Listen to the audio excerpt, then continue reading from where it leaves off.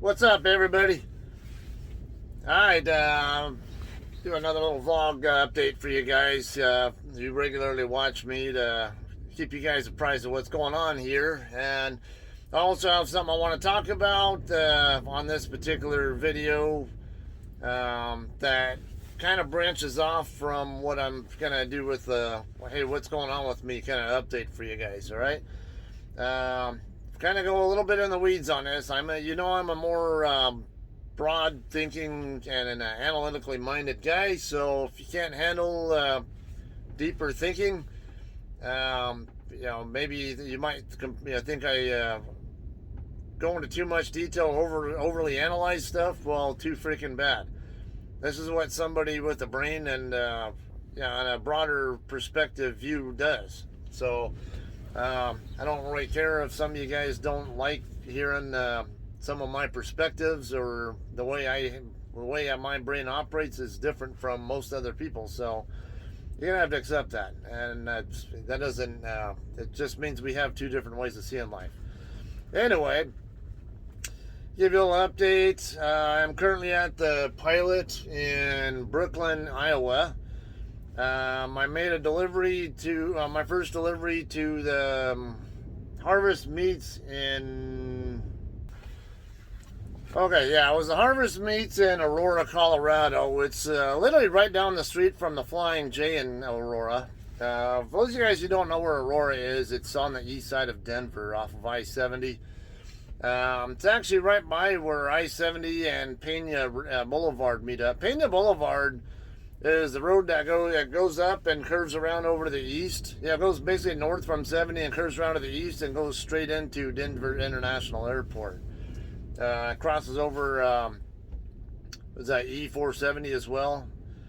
That might give you guys kind of an idea where I'm talking about. A lot of those of you guys who drive for a living, regularly go through Denver or whatever, know where the Flying J is there. It's literally right down the street from there.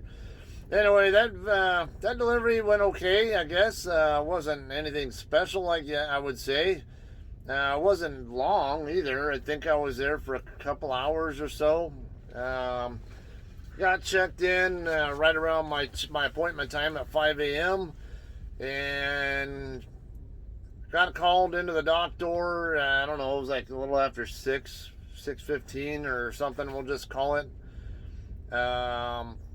I think I was out of there by 7:30 or so. I can't remember for sure. I have to look at my outbox. The part stop off. Actually, well, I arrived at Harvest Meats at looked like about 5:19 a.m. I think, if I'm looking at the right time. Well, the time zone might be off. It might be 4:19. Yeah, it was 4:19 when I got there, local time, and checked in right around 5-ish because I wasn't sure if they were open. There were trucks in the dock doors already, but couldn't tell that anything else was really going on there. I wasn't hearing forklifts going in and out of people's trailers when I was walking, when I was in the area. So I said I wasn't sure they were even open yet. I thought maybe the trucks were just in the dock doors waiting for them to open. So I got checked in. Got in the dock door, I'd say around 6 something, and looked like I left there right after 8 a.m. So really I was there for a little over 3 hours total, between check-in and when I left. A little bit long for you guys, especially when I had 6 pallets. But, it's not a big deal. I had time to work with. I wanted to get some rest anyway, so I was more than happy to sit there for a little bit and maybe get at least a nap in or something. All right, so next, started heading up this way toward Omaha, and where I had a delivery set up for this morning at 11 o'clock, which was only a couple hours ago, 2 or 3 hours ago, whatever it was. But on the way up here, while going up I-76 between Denver and Big Springs, Nebraska, started getting hit by some strong winds. It felt strong enough, and then remember, I originally started out right around 70,000 pounds and had already offloaded 5 pallets, so I don't even know how many pounds that was that came off.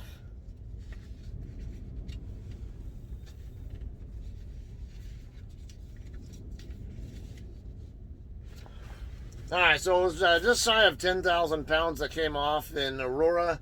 So I should have been down to right around 60,000 pounds, about 25K in the box.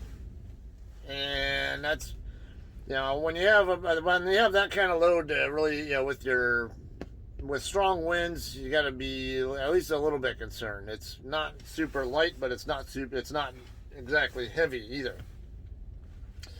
If you get 50 plus mile an hour wind gusts hitting you, there's a chance that even with that amount of weight in the box, it could blow you over. So I am always trying to maintain an awareness of what the winds are like. Normally I'll watch, see if there are winds expected in the area where I'm going to, but I just didn't look. I was on the phone I was driving on the phone with a friend. Started getting hit by stronger winds, and so I got concerned about, like, what am I dealing with here? So I started looking on the weather radar. It didn't look like it was enough to concern me on the radar. It looked like it was only supposed to be around mid-teens, maybe upper teens in spots.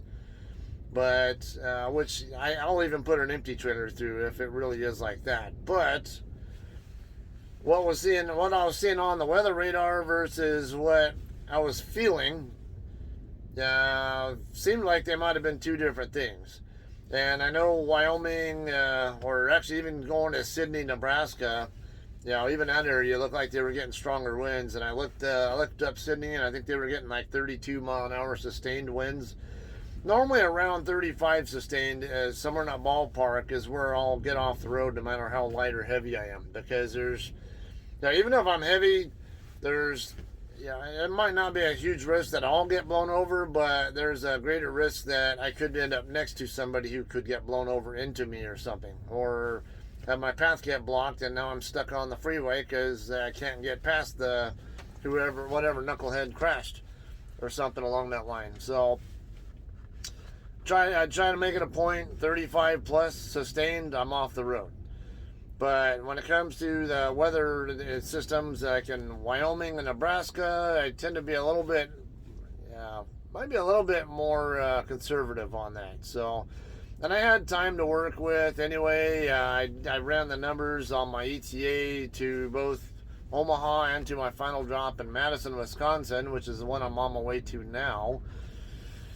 I had to check the ETA to make sure I could get to Madison on time if I decided to stop and do an extra 10-hour break. That way, if I'm stopping for weather concerns, that's not a problem. Even if I were to have a late problem with, or an on-time status problem with the final drop, I can always say, look, I got strong winds here, I'm not that heavy. I'm going to just err on the side of safety and make sure that my truck stays on all of its tires and the load stays intact and that I can actually deliver it, even if it's late.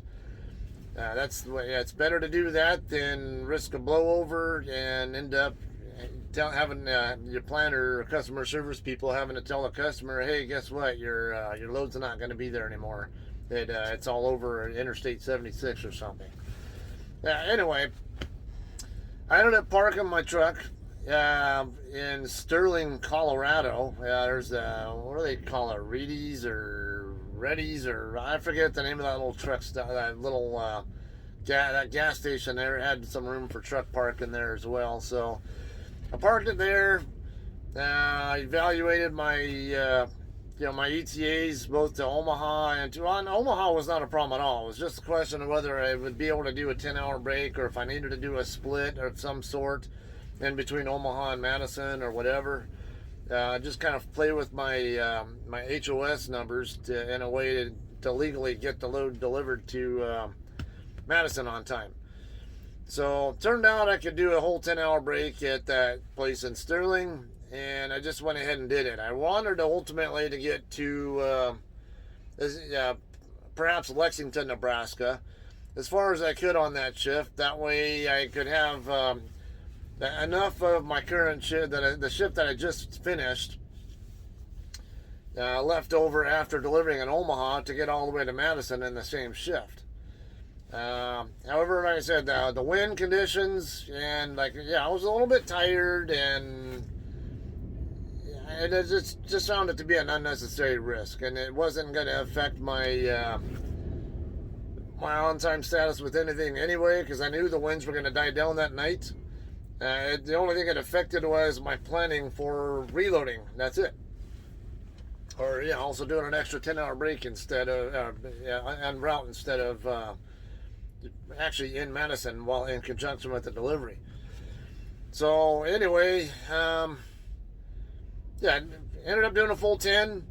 By the time I was ready to roll that night, the winds were definitely a lot calmer. And then more interestingly, I went inside the store there, the gas station, to go use the restroom and then maybe grab a bite to eat, because I haven't had anything at all to eat that entire day.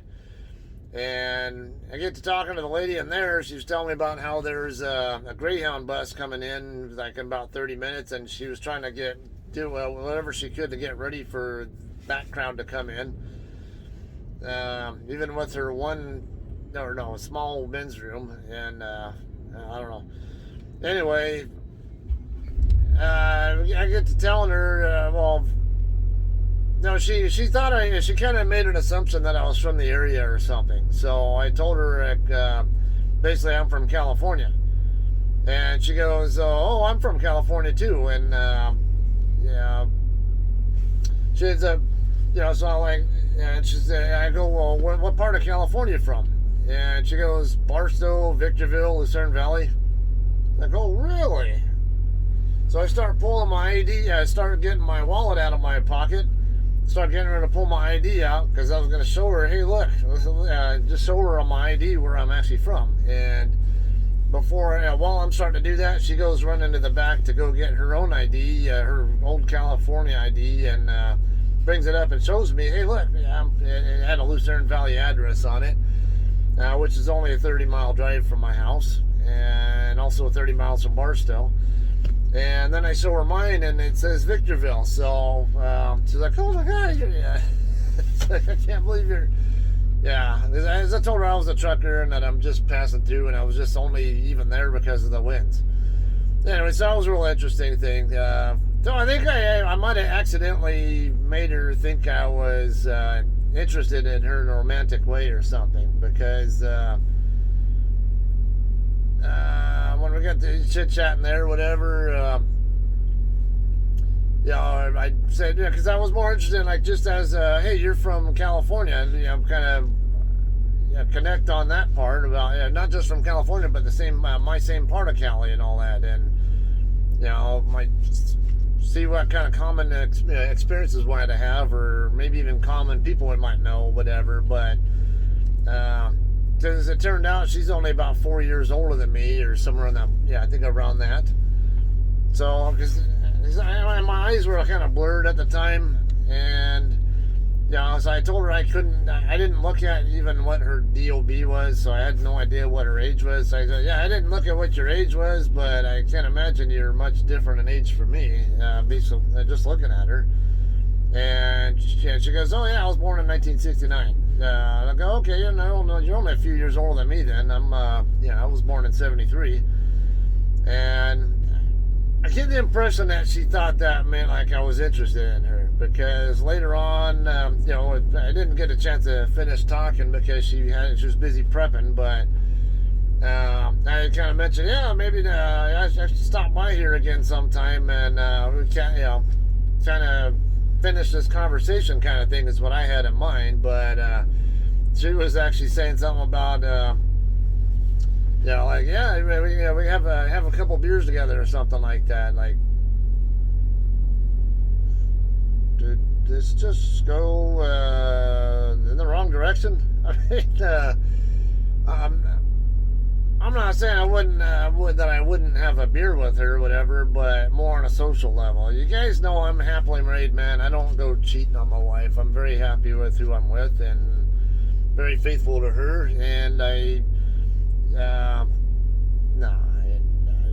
culturally, I don't think that the woman who I ran into at the gas station was really quite what I'd be interested in anyway for that kind of thing. So. I'm not saying anything bad about her looks. It's just, like I say, there's a whole package there. I'm a broad spectrum guy, as you guys know, like I already talked about. Anyway, I get rolling, and I ended up making my delivery this morning, my second drop this morning in Omaha. That went very well. It was, I keep forgetting the name of it. Gotta look it up. Alright, so it was called Quality Refrigerated Services in Omaha. I was actually very close to where I-80 and I-480 meet up. If you just go, I'm going on the eastbound side of 80, get onto the transition road for 480, actually for, I think that's US 75 or whatever it is right there. There's a US highway that 480 turns into right there. Wherever that US, it's a US 70 something, 75. Carl Green, you're on there. I would have gotten in touch with you, but I was only there long enough to make the delivery. I was supposed to be an 11 a.m. delivery. I got there about just after 5 a.m. I ended up parking next to a KB driver who was there. It was just the two of us, and it looked like the employees there were just starting to come in and to start their day. I'm thinking, okay, well, I'm a little bit tired, and I'm going to do a 10-hour break here anyway, so I can set up for my Madison trip. And I started logging a post trip and all that, and then before I could even finish logging my post trip, I noticed some guy came out the side door of the warehouse, and he comes out. I don't think much of it, but a minute later, I see that he's walking straight up toward where my truck and the KB truck are parked. And then I realized he's coming straight for my truck. And so I open my window, and he's asking me, "Hey, are you here for a delivery?" I'm like, "Yes, sir." And so I see your bills. I'm like, so I get my bills, give them to him. He takes a look at them and says, "Okay, I'm going to have this guy right next to you dock into door 15 first, and then when he gets through docking in, go ahead and back into door 16. Oh, okay. I'm like 6 hours early, but this guy is ready to take me right now. Oh man, this is going great already. Because I was expecting to do at the very least a split there, if not a full 10-hour break, whether it be there or even PCing from there over to the one of the truck stops in Council Bluffs, Iowa. I'd finish a 10-hour break there or something. I was just, trying to stay ahead of the game, be set up for as effectively I could for on time in Madison, and being set up best for a timely reload. But that went far better than I expected it to. Even if it was only 6 pallets, I was like I'm used to going to customers where they don't even allow you to show up more than an hour before your appointment time. So I usually plan on not delivering until it's closer to my appointment time. I'm going to burn my 70-hour clock up anyway most of the time, so I really don't care. So anyway, I get in the door. I wasn't even in that door for an hour. I think I got in the door around 5:15ish, and I was already pulled out of the door and closing my doors and sliding my tandems back where I wanted them before even 6 o'clock. And then I was actually chit-chatting with the KB driver while we were both closing our doors and all that kind of stuff. And I get back in the truck, and it's in my departure. It's barely 6 a.m. It's like, man, I was loving that.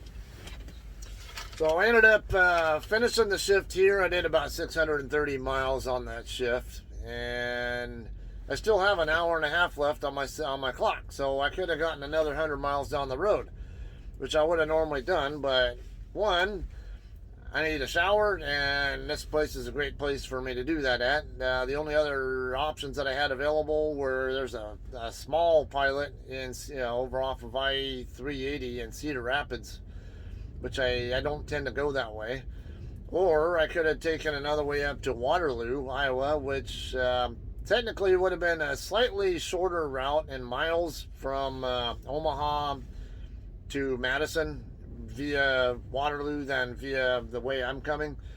But this way's actually quicker on the time expectation. What I normally do from here is stay on 80 out to State Route 1, and then I'll take State Route 1 north up to US 151, and then I'll take 151 up through Dubuque, Iowa, cross into Wisconsin right there in Dubuque, and it's not that much further up the road from there to Madison. So that's the plan. I do have a pre-plan set up already. That's actually this pre-plan is actually going to be what segues me into the main point of this this video. So the pre-plan is set up to go from Maricold and Belvedere, Illinois,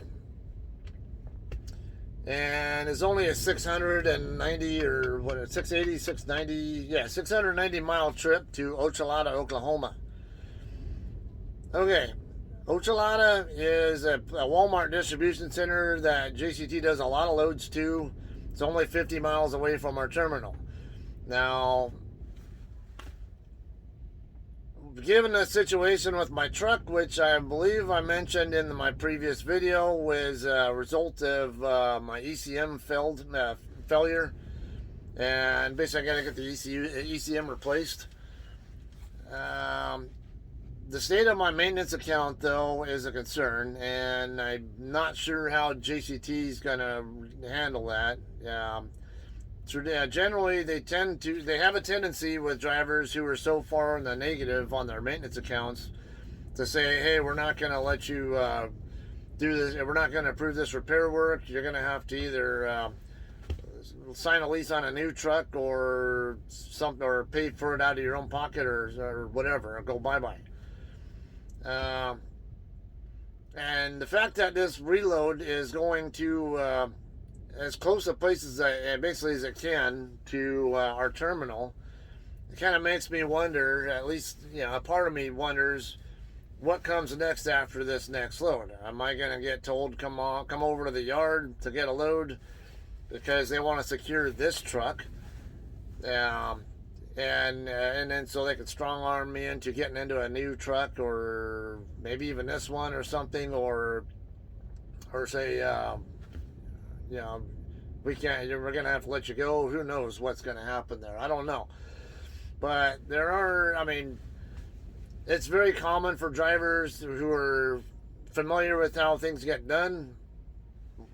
Especially when there's something going on, like maybe you had a mishap or a violation or tickets or something, and or like in my case, the maintenance account issue.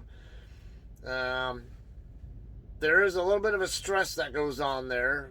If I'm going to be that close to the terminal, or if I'm getting sent to a place that close to the terminal, especially and a load that's only 700, not even barely over 700 miles total.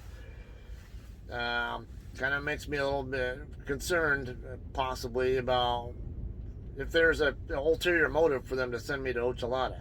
Just like somebody who maybe is having on-time service problems or accidents, or like I was saying, it's common for the carrier to try to get a driver routed back to the yard so they can secure the equipment and get rid of the driver at the yard, so they don't have to worry about the driver abandoning the truck on purpose somewhere and having it cost the carrier even more to recover the truck. Even as it is, when they do let go of drivers, they've been known to give them a Greyhound ticket back to their home, or put them in a hotel for about 3 days. Those of you guys who watched Scotty D when he drove for us on his last day, Scotty D67, if you guys aren't familiar with him, he used to drive for us, and he's a friend of mine, and a lot of his viewers are also viewers and friends of mine too. But yeah, his last day, that was proof of what they tend to do. They offered him either a Greyhound back to home, or 3 days in a motel room so he can make arrangements to go somewhere else. So I don't know what's going on here. I don't know if it's just a simple, that just happens to be where the best load available is, or that they can give me, or if they have an ulterior motive behind it. I don't know, because I have not heard anything yet about whether they're going to approve the work on the ECM, or if I'm going to have to pay for it myself, or what. I don't know how they usually handle that, if they say that they're not going to pay for it. I don't know if they normally route a driver to the yard so they can get discussed in person, or if they'll just mention it on the Qualcomm or phone or whatever, I don't really know. So um, those are just thoughts that go in my head, like what's coming next after this load. This next load. It could just be as simple. That just happens to be what's available, and try not to think too much into it, because looking at the bigger picture, again, that could also be what's going on here. Because all right, so I want to talk about how freight rates have been going down lately. If you look on the DAT website, I forget what DAT means. It's basically a trucking transport. Or even on Freight Waves, you can figure out what the freight rate trends are, whether they're going upward or downward, how high they are, and all that. And lately, dry van and reefer freight has been in a consistent downtrend in the prices, in the freight rates. While flatbed over the last 4 weeks, has been going up. Dry van is actually down below $3 a mile now on the spot load market, and reefer is still up above $3, but it's dropping, and it's going to be below $3 pretty soon, more likely. Flatbed was lower, and it actually just climbed above $3. So, and freight rates dropping, that also means that the profit margins that carriers get for their loads also drops.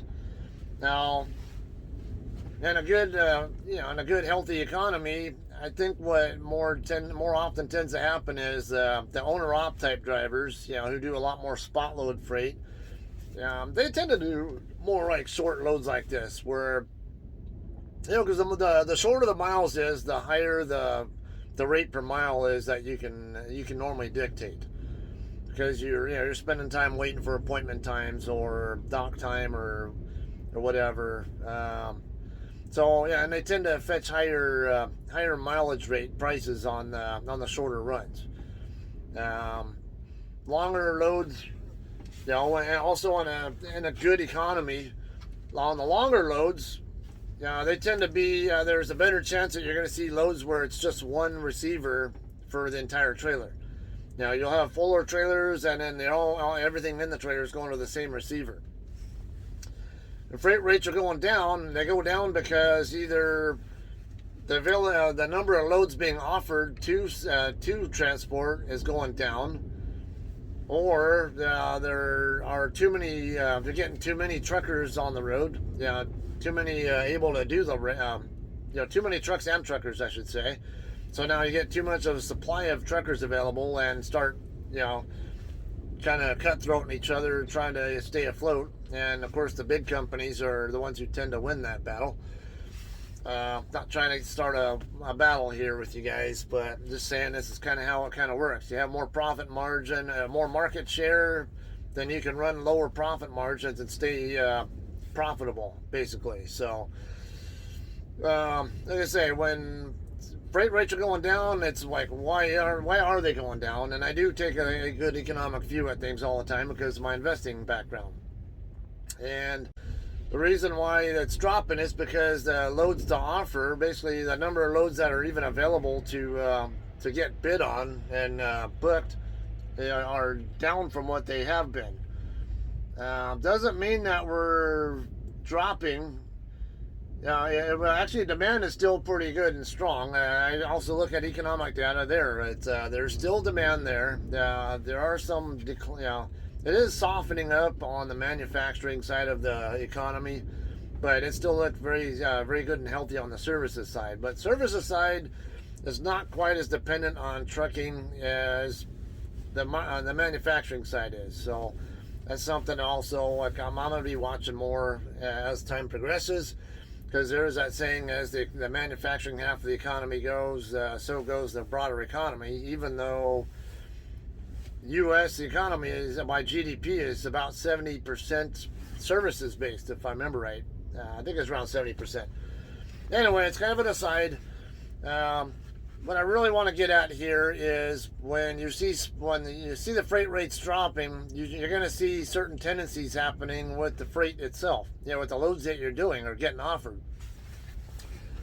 One of them is you might see more loads getting canceled because they're not getting enough product and not enough pallets to fill one truck. And but they have an order, but just not for as much. So what it is when it gets small enough where they can combine two orders into the same trailer, they'll go ahead and cancel one of the loads that was originally set up, and instead they'll set up a multi-drop load where a driver goes to two different places with the same trailer. It kind of just starts doing a quasi less than truckload or LTL kind of thing. And the load I'm on right now, it's a multi-stop. It's 3-bagger, as I call it. Like I said, the first drop was in Aurora, Colorado, and then I delivered in Omaha, Nebraska this morning, and then I deliver in Madison, Wisconsin tomorrow morning at 5. So that's just kind of indicator of, or a telltale sign of what's going on economically or with the freight market. Freight rates are dropping. Now we're going to start seeing more multi-stop loads on the long hauls like this one, which is 1,800 total miles from start to finish. 1,800 and change if I remember right. And then this next load, it's only got one stop on it, and it's going to the Walmart DC in Ochalata or Bartlesville, Oklahoma. Now, it's a place that we go to a lot. And like I said, I don't want to read too much into the situation with my truck. Who knows what's going to happen there. Like I said, I'm really close to paying the truck off. I'm down to $8,300 left on the truck balance, but try double that with the negative sign on the maintenance account. I have plans on how to correct that, but the Hirschbach acquisition of a JCT also has me concerned about how is this going to get handled, and there's more to that too, which like I say, I know it's going to be a long video. It's already 33 minutes long, and but there's a lot of good information here, guys. If you want to get a lot of good insights into things that you're probably not going to get from a lot of other YouTube truckers, I'm the guy to watch, I guess, for that. Anyway, yeah, it's either you get the shorter loads like this one, because they tend to pay higher freight rates, and the larger carriers can still maintain at least some maintain some profit margin that they're trying to maintain by doing the shorter route loads that they normally don't, because like I said, we usually do longer. Or they do multi-stop, because multi-stop you can still get higher, book higher prices because of the multiple stops that are involved and the time it takes a lot of times. So it kind of evens out. And so expect that if you're with a major carrier, expect that that's going to happen. Especially on the reefer side, at least. I can't really speak for dry van or flatbed, but I know for reefer freight, start watching for more of that to go on. I would imagine dry van as well, though, because get a lot of stuff coming in off the ports. All right, so it's just based on what's going on economically and particularly with the freight market as a whole. There's good reason to not read too much into this thing with why am I getting a 700-mile load to Ochalata when I have plenty of 70-hour clock to work with and can maybe get a load back to California with or something that'll make really good use of my 70-hour clock. Well, first, again, there's more to this.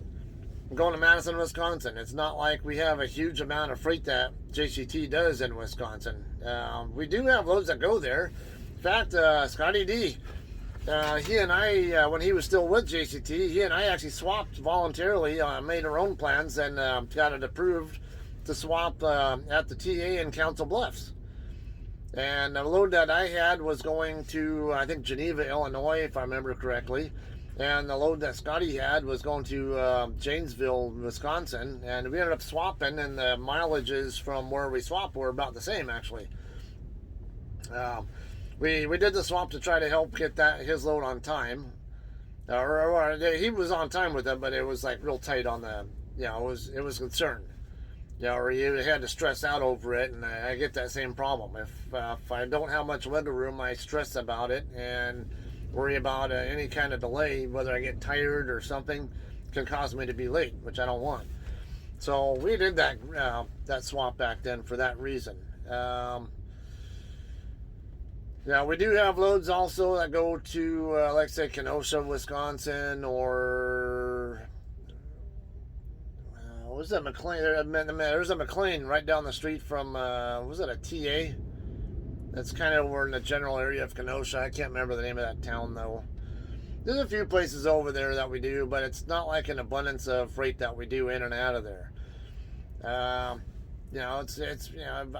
hear about regularly about our drivers doing deliveries to the Walmart distribution center in Tolna, Wisconsin, but I've never personally been to it, and it's not like it's our heavy freight line like I-40. So it's not like we have an abundance of loads going into there, and also we don't have an abundance of loads coming out of the region. Usually when I go to Wisconsin with a delivery, I end up reloading either in Plymouth at the Sargento plant there, or at the JBS facility in Green Bay. Or I've even come over here to that same Americold in Belvedere that I'll be picking up from tomorrow night.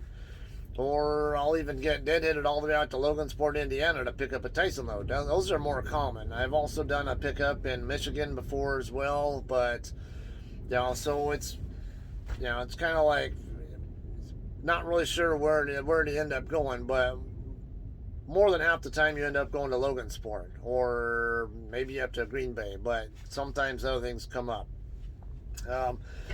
Now again, this is one of the things also where being a team player on the freight can do you a lot of good, because the carrier, when they have a certain number of loads available to them, they want to naturally go for the ones that are kind of keep them in their preferred freight lanes, and which are going to fetch higher rates, increases their profit margin. So when you as a driver are doing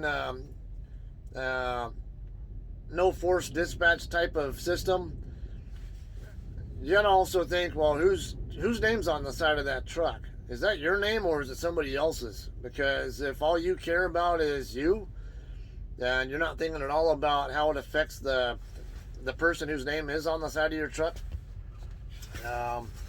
don't be surprised when eventually it gets to the point where we're saying, you're not good business for us. We're not making enough money out of you, or you're too difficult to work with. We're going to let you go. Yeah, that does happen. I've seen it happen with plenty of people here. I don't turn down loads though, and I've even had time where the planner asked me if I'd be interested in going to like upstate New York or something, because they could get a load there with a higher rate that would also keep me moving. And it's good for the carrier, and it's good for me because it keeps my wheels turning. I get paid a flat rate per mile here, so I don't really, and I like the adventure. I don't care where I end up going. I could go into Hunts Point, New York, as you guys saw me do live, a couple years ago. It doesn't bother me to go there like other drivers will. So yeah, I know I'm kind of going off on a different little tangent here, but it's kind of goes hand in hand here as well. I was kind of inclined to not want to take this load because it's too short.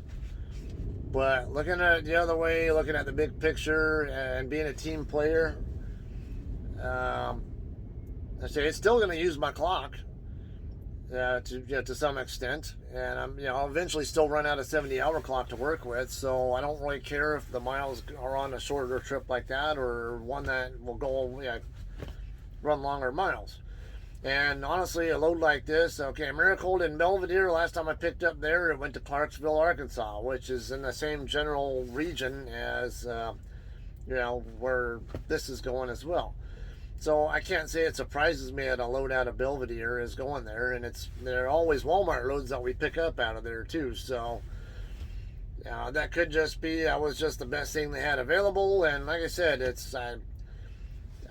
I work very easily with the planners and everybody, so it doesn't bother me at all to do a load like this. But yeah, that doesn't mean I don't have some, I guess, some stress or concern about what's going to happen after that, specifically because of what's going on with my truck. Yeah, we'll find out as time progresses. Until I see what happens after Ochalada, I really I can't worry too much about it. But that is something I'm at least thinking about, and that is actually something that a driver does think about when they know that they're getting a load in that area, and they know that they have either an imperfect service record of some sort, mishaps or whatever, or like in my case, the maintenance account. Let's say, you guys know well how much I hate driving automatics. I don't hate it. I'll tolerate automatics, certain automatics, but generally I don't like them at all. And collision avoidance, that's damn near a showstopper for me. I will refuse. There's no way I'm going to drive a truck with a crash avoidance system on it. I don't. The day you have your brakes automatically slam down on you because of just a shadow from a bridge up ahead and nobody else anywhere near you, and then next thing you know, the guy who's tailgating you has to swerve to avoid crashing into the back of you because of that, because you're not ready for it. Yeah. You tell me that collision avoidance system has any business being on a vehicle. Tesla owners are finally figuring this out. From what I understood about a month or two ago, started getting a lot of reports about that from Tesla, and I guess what's it, NHTSB, National Highway Traffic Safety Board. I guess they finally caught wind of it and started doing an investigation into that and figuring out whether to force Tesla to do a recall or what. So I don't know what the latest on that was, but I knew that was actually on the radar. And I was like, when I first read about that, I was like, I freaking told you guys. That's exactly why I left Sierra England 4 years ago. Now, when I was with Sierra England, we constantly had problems with this. Oops. It's been long enough that my Qualcomm shut down before I go into sleeper berth. Anyway, yeah, I'm going to try to wrap this up here, but 4 years ago when I was with Sierra England running Walmart Dedicated, I was deadheading because I made a delivery to the Sam's Club store up in Reno. Deadheading back down US 395 toward Colton to go for another load. And I was following another truck. And we were in kind of the curvy areas of northern Cal, but before we got to like Mammoth. I think it was before we even got to Mono Lake, actually. If you guys are familiar with that area, Mono Lake should be easy to find on a map. Anyway, there was a truck in front of me and then a hotshot driver in front of the truck. The hotshot driver was in the way of both of us trucks. We get to a sharp left curve and there's a turnout right there in the curve.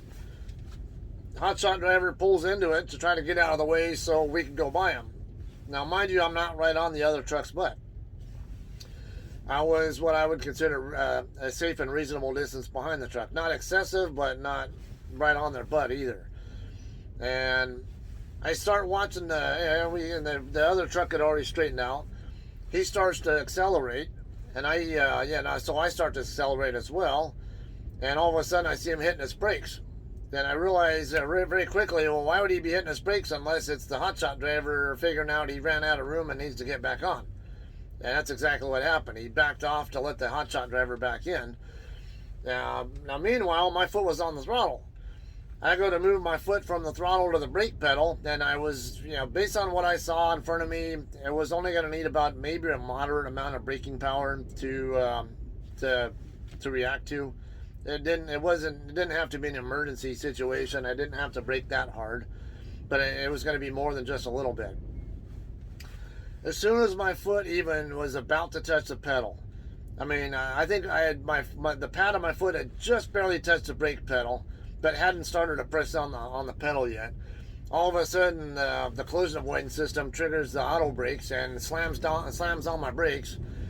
The road was damp, So because of that being the case, my drive tires all locked up, and it took a minute. It took a full second or so before the analog brake system decided to release the brakes, and it caused a critical event for hard braking, because basically I lost more than 9 miles an hour in 1 second because of that.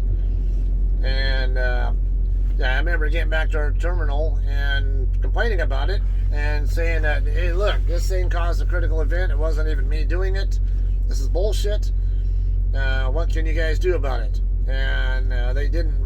They refused to take it off my record. So it's like, you know what? This is the first critical event I've had in over a year. And if I'm going to have critical events, it's going to be for something that I did, not what the truck did that I don't want it doing. So, like, you know what? I said, I'm done. The freight was dropping. The freight was getting soft anyway. I was losing miles, and then on top of that, I really hate that collision avoidance system. I made it a point. I'm not ever going to go on a truck with that crap in it ever again if I have any say in that. So that's ultimately how I ended up with leaving Sierra England and going to JCT, and I don't want to go to a truck with collision avoidance in it. And our brand new, our newer Freightliners, and even the brand new KWs that they're just starting to get, they all have collision avoidance, and that's a showstopper to me. To me, like, as much as I enjoy driving for JCT, if they try to force me into a different truck, and when I'm so close to the finish line with mine, and and I'm staying, I've been here for 4 years, and I plan to stay here past when the truck's paid off. My plan, at least ideally, will be pay the truck off, and then once it's paid off, start paying 40 cents a mile toward the maintenance account, which on a 3,000 mile week is $1,200 per week that I'd be paying toward my maintenance account. So it'll take a few months after the truck's paid off to finally to get the maintenance account balance back above zero. But again, with the Hirschbach takeover of JCT, I don't know how that's going to play into things. I know the upper management at JCT knows that I'm liked here, well liked, and very helpful, and that I plan to stay. But I say, even with them, it's there's bean counting that goes on with every truck. I've had people I even mentored myself, or actually even trained personally, who briefly drove for JCT, who found that out the hard way, where didn't really at that level. They could be running spreadsheets on every single truck in the fleet, and every load the truck does, how much profit it makes for them, how much revenue it makes for them, how much profit makes, and how much profit margin and all that. And if you're barely making them any money at all, then it's kind of like you're an underperforming truck. And when they're fronting me a certain amount of money on the maintenance account that they normally won't front a lot of other drivers, because let's face it, they take a risk when they're fronting the money. Just any ordinary driver might come here, only be here for like 6-12 months or something, and then now their maintenance account gets, like, let's just say negative $10,000. Now JCT has to worry about whether this person is going to stay with the company and eventually get their maintenance account back in the black, ever pay it back. And also all the bean counting that goes on with the loads that the truck does. How profitable is the truck running for them as a whole? Along with all the operating costs, they figure out ultimately how much profit their bottom line is making. The company's bottom line is making from your specific truck. And if yours is having a tendency to not make them any money at all, or maybe lose them money, then they say, you know what, we're gonna let you go. Or might say, you're crossing a threshold. We're not gonna go. We're not gonna approve the work. You're gonna have to pay for it yourself. And they might say, well, you should be saving money or whatever, or be able to pay for some of this stuff on your own. Life happens, though. It just and life did happen, and I'm just not in a position where I can pay for the ECM replacement out of pocket. But I'm adamant about staying in a manual transmission truck with no collision avoidance system on it, if at all possible. And honestly, I prefer my truck overall. Actually, this truck here is very tolerable overall. It doesn't, yeah, of course it's got the auto shift, which I don't care for, but overall, I'd say most of the setup in here is, I like the way the sleeper berth is set up better than my own.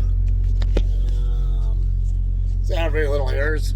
There's actually a spot there just for a microwave that I can fit, and I have a desk right there. And clothing right there, and then the upper bunk is actually up further up above the lower bunk than what it is in my truck. So I do like that part of it.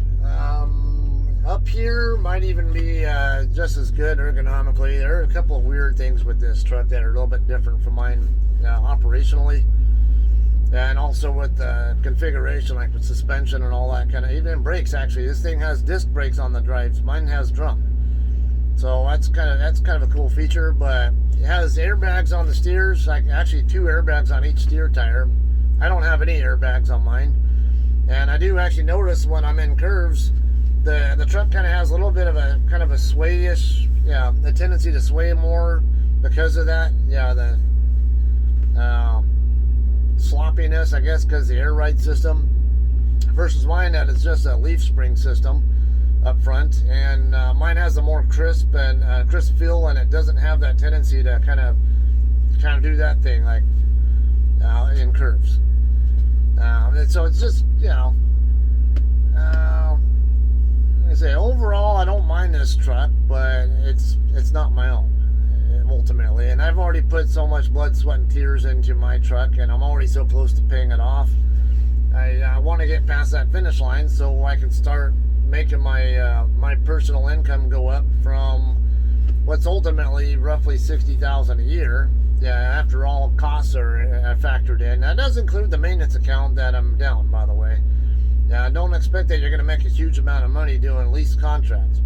As I say, it doesn't mean that I'm not making $60,000. It just means that I could be making more than that, but the maintenance account stuff that I haven't paid yet is factoring into that with my profit loss. But once I have no truck payments and no maintenance account payments to worry about, that's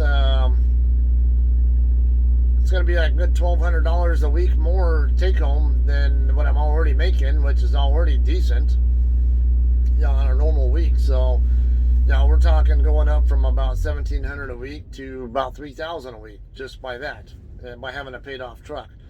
That can make a world of difference there with financial comfort level. So I'm looking forward to being at that point. And like I say, I don't need to go broker my own loads. I actually like the environment here. I kind of like surprise me. I don't care what I do. Just throw something at me and surprise me with where am I going next. I don't know. And I don't have to worry about stuff that other drivers have to worry about. I don't have to worry about paying IFTA taxes. I don't have to worry about is this broker a pain in the ass to deal with, like other drivers do. A lot of little things like that. So I'm just calling this, take it kind of laid back, easy, and it's an adventure. That's what I like. And my overall household financial situation, I don't have to be the breadwinner, but at the same time, of course I don't mind making more money, but I don't need to, and I don't need the other little headaches that go with running my own freight. So if I have it my way, once all is said and done, I'd like my truck to get fixed and be able to stay in it, pay it off, get the maintenance account back above zero, and stay here with JCT. Like I say, it's a good company overall, a good management, a good group of people that I've made a lot of good great rapports with, both on the road and in the office. And I like the team environment. I'm retired military. That's all I know is working in a team environment. So that's what works for me. A lot of drivers, it doesn't work for them, and if you can't think like in a team manner, then maybe you shouldn't be driving for a company like this.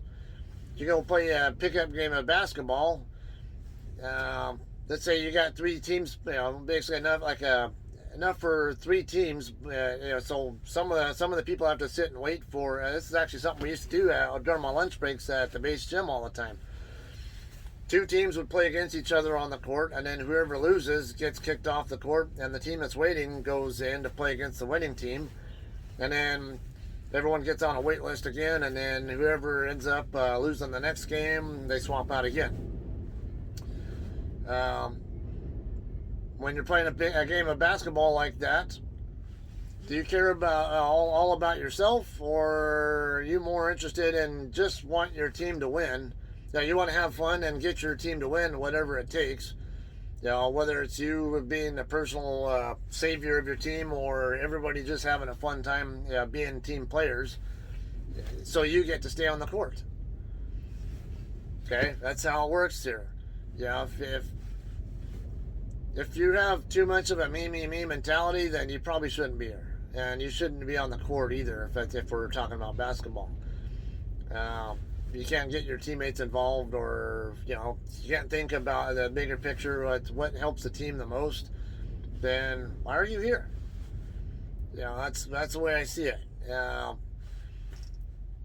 And a lot of the mentality you're going to get from drivers on social media or even in person, whatever, is going to be like, fuck that, I wouldn't do this. It's it's like shit pay per mile or whatever. It's like, again, you're not seeing the big picture. What do a lot of owner-ops ultimately take home once their taxes are paid and all the other expenses come out? Sometimes, it can be really lucrative when freight rates are high like they just were. Start dropping, though. I've already been seeing it on social media. Drivers complaining that they can't make any money because they're taking like $2 a mile loads that they don't take much money home with. And I still see other drivers like, I'm still on a load that's paying me $7 a mile, so like I must be doing something wrong. There's a lot. It's a lot more complex world here with the freight market and making money here. It's like there's a lot more volatility way up and way down on the on independent contractor type of stuff, whereas there's more stability running like this, like what I do. So you got give and take, guys. There are pros and cons to everything. You can't just look at just only at the highs. I can make this much or whatever, but there's always some kind of catch in some way. And whether it's the freight market takes a shit and that directly affects you, or something else. Anyways, we're almost an hour into this, and this is plenty of chit chat here. I didn't even expect it to be this long. Just really wanted to talk about how just a little bit of insight into how when freight rates drop, expect the loads to be either shorter miles or multi-stop, and then when the freight rates go up, expect the miles to go up, and the number of stops per trip to also drop.